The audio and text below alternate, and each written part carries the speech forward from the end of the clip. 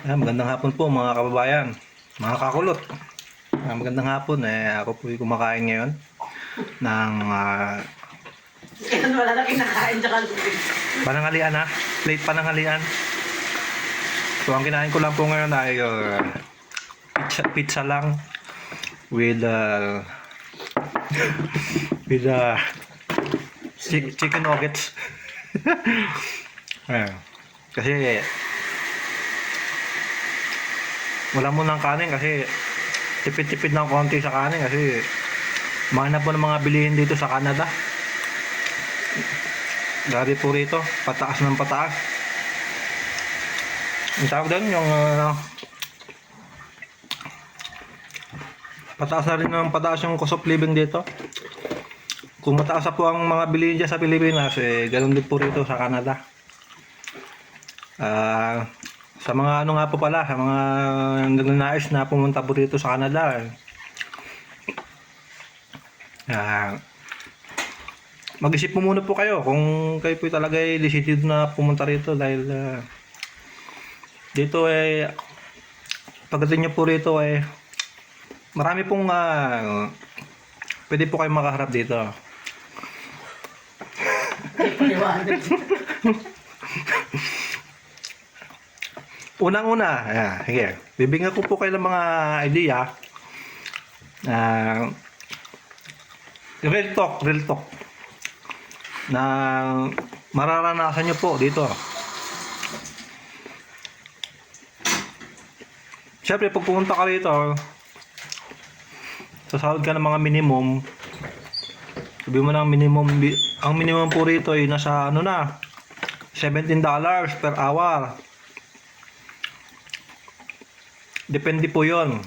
Kung skilled ka, medyo yung 15 pala, 15 ang minimum. hourly rate mo medyo mataas.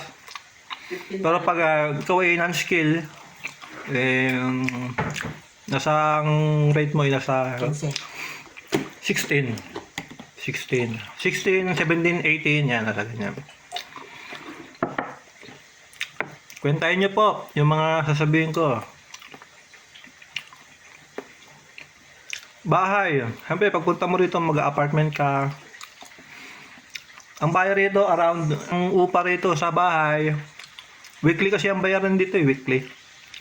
So, weekly, sabi mo ng weekly mo, hindi, monthly pala. Monthly yung bahay. Sabi mo monthly mo rito ng bahay, ang pinakamurang bahay rito sa amin, 600. 600 per month. $600 per month. Bahay. So, siyempre, mag-bayad ka ng kuryente. Ang kuryente mo, sabi mo ng 300 pag winter. Every 2 months.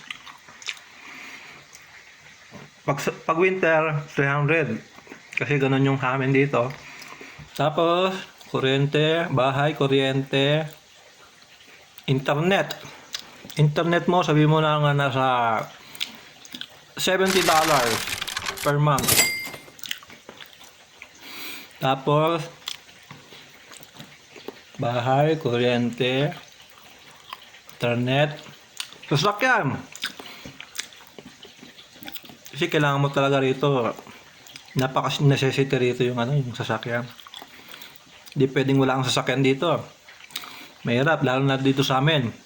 Sa lugar po namin, sa province po namin, dito, walang public transpo. So, need talaga ng may sarili kang sasakyan. Siyempre, mamimili ka, papasok ka sa trabaho, mga gayon.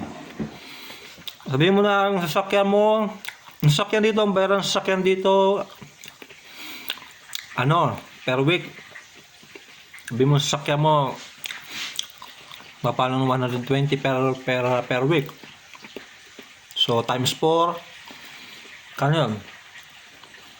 Sabi mo na 500. Plus insurance. Insurance mo sa 150. So, 650. Sabi mo na 700 sa sakyan per month. Kasama insurance. itotal nyo na lang po kung magkano na. Ganyan yung mga ano rito, reality na naranasan mo. Tapos, ano ba? Sakyan. Ayun lang naman yung mga importante. Bahay, internet, Mga taxes. kuryente, sasakyan. Yun lang. Tapos, grocery. Siyempre, mag-grocery kayo. Sa grocery naman, $200 Tipid yun, tipid. per week. Tipid pa yon, $200.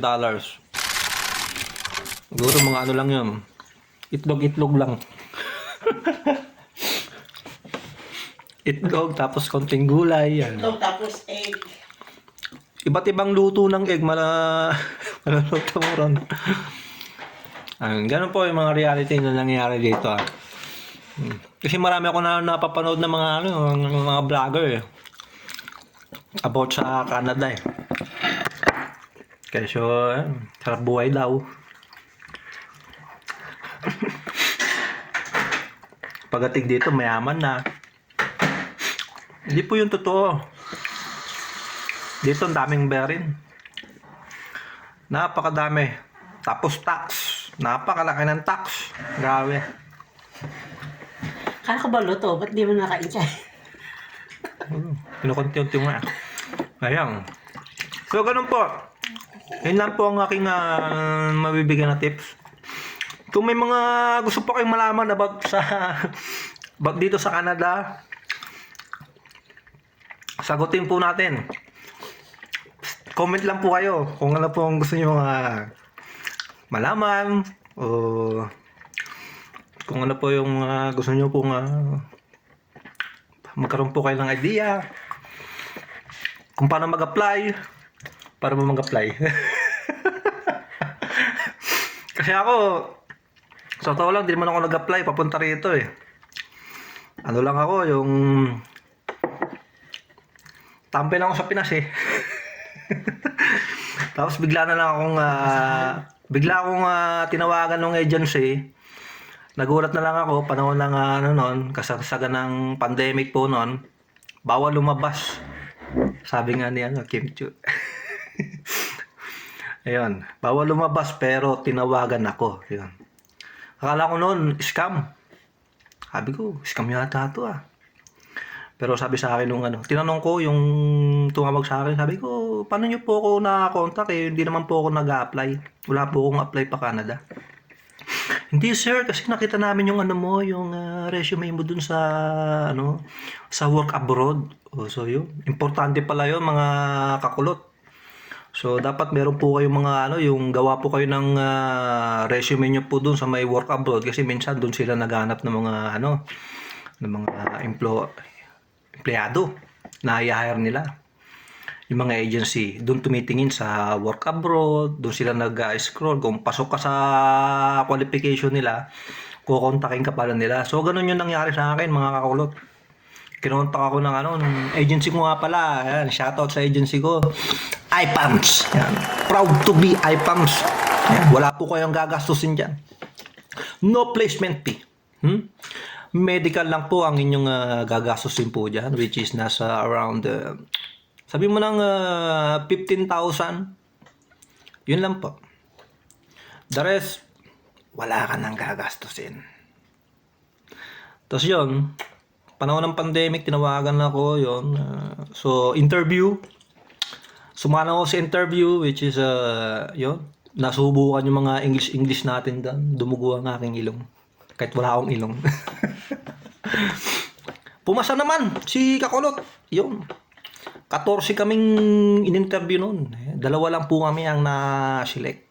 Maswerte tayo at tayo ay nakuha.